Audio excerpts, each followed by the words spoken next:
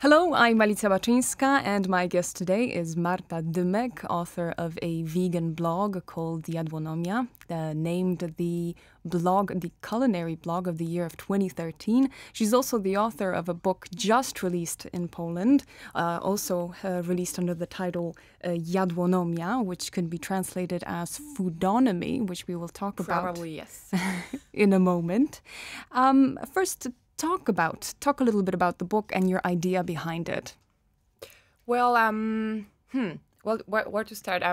So the book is concentrated about the vegan food, vegan cooking. So my first idea was to divide books into chapters, which will show how amazing and various is vegan cooking and vegan food. So each chapter is focused on kind of like one veggies or roots or tofu, tempeh, and other pulses beans. And I hope these chapters are quite showing that vegan cooking is not just tomatoes and salad and cucumber. It's much, much more. Mm-hmm. And what is interesting to note is that this is not a compilation of recipes that have been sitting in your drawer for years, nor is it a compilation of recipes from your blog. How much experimentation, how much work, how many months of trial and error did this book involve? Well, first thing is, I think that conducting a blog and writing a book are two completely different things, because on the blogs, everyone can just write me a comment or send an email and ask me about something.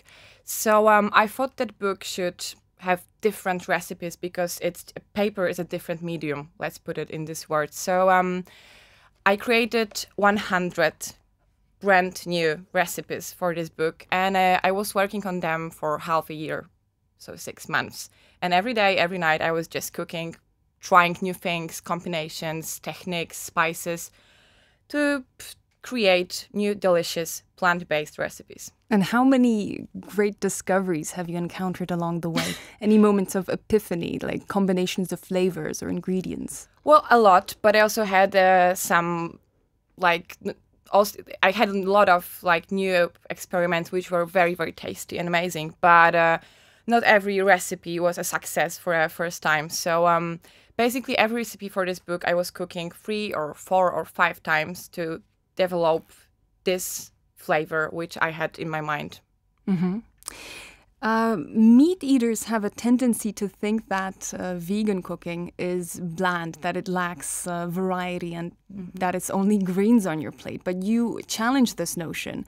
But I'm thinking, what kind of a recipe, what kind of a dish would you suggest to the sworn meat eaters from your book? Mm-hmm.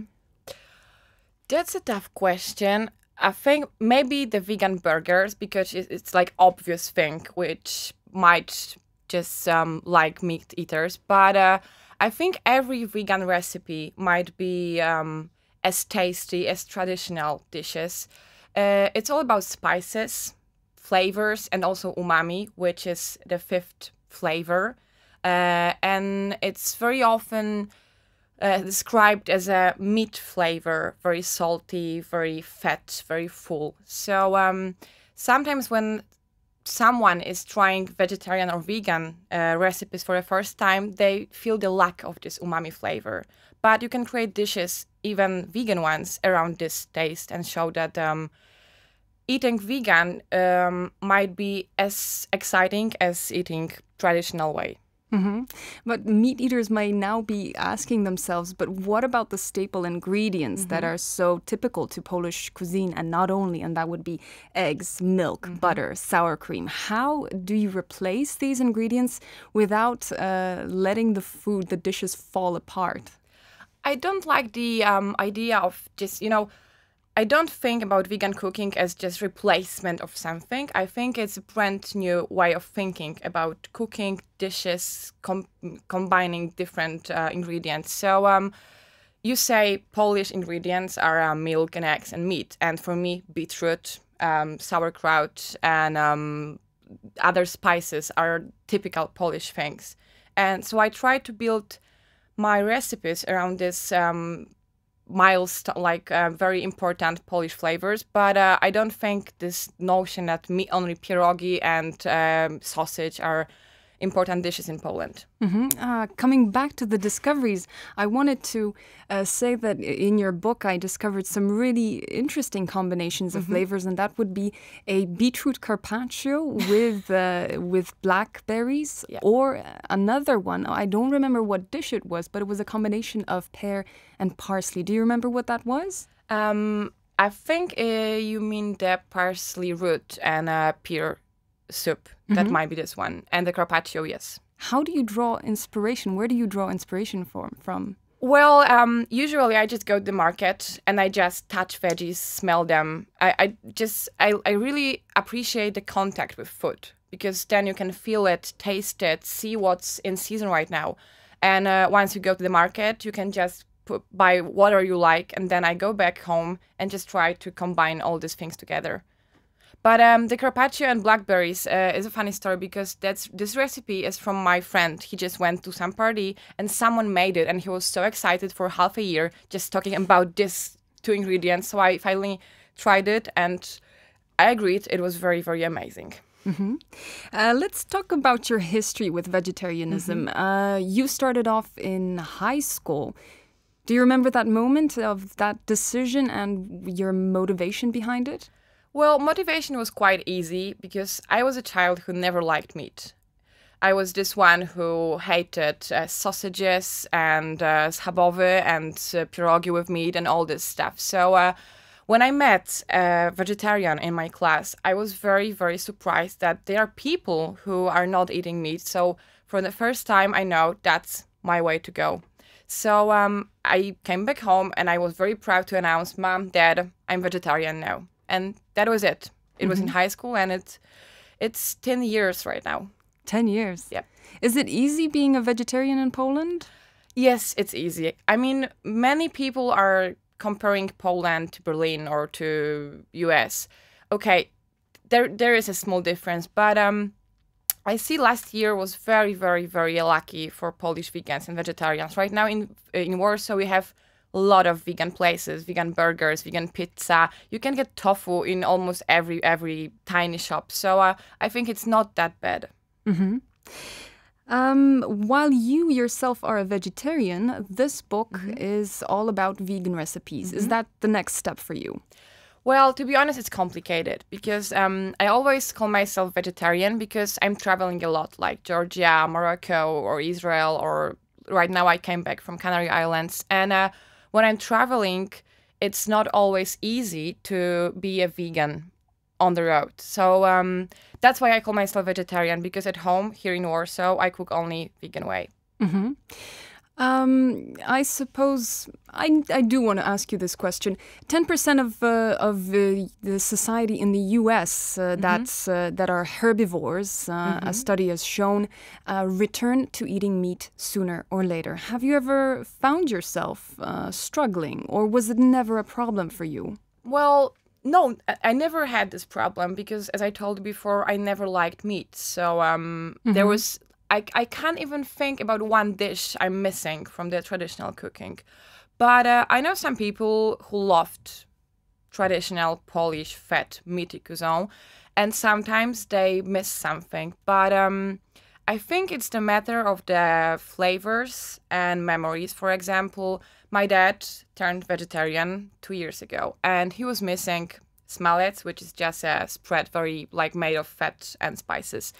So I made smallets based on beans, but using same or similar spices. So the flavor, once you smell it, you had the same memories in your head. And I think that's very important in vegetarian and vegan cooking. You just have to look for the flavors you liked before you turned vegetarian and just find them back. And interestingly enough, there's also a vegan version of scrambled eggs. Yes, it's scrambled tofu, of course. Well, yeah, it's very easy, and it's, as far as I know, it's very popular in United States. But basically, you just scramble tofu and fry it, which is amazing because scrambled eggs are very quick. It's a very quick breakfast, especially in a weekend when you want to eat something hearty but also quick. That's the way to go. And scrambled tofu, it's the same method, but you just use tofu.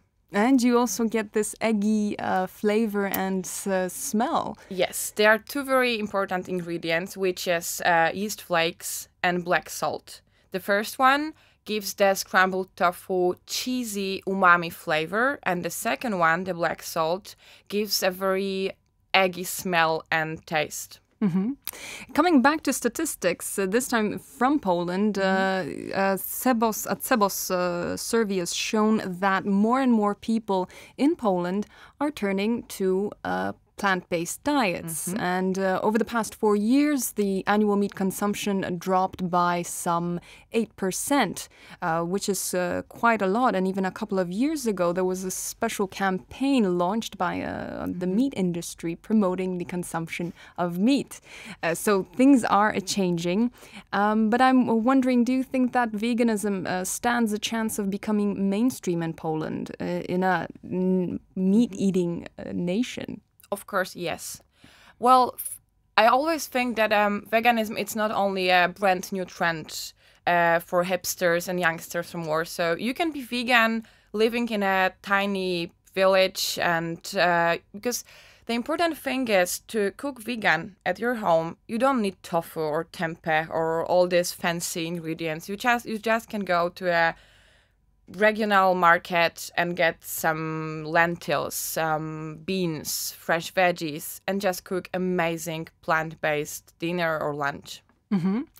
And I'm curious, have you have you been approached yourself with the offer of hosting a cook show? Because celebrity chefs and cook shows are all the rage. So I'm thinking that this could be another great platform for promoting veganism to a wider audience. Well, I would like to have such proposition. I didn't have it yet, but I'm sometimes cooking in a breakfast television, promoting vegan cooking and preparing dishes from my blog. So maybe in the future it will be something bigger than just breakfast television. We'll see. So hopefully that day will come. Yeah. Thank you so much, Marta. Thank you. Marta Dymek, they're blogger and author of a vegan cookbook, Jadłonomia, Foodonomy. Thanks so much. Thank you.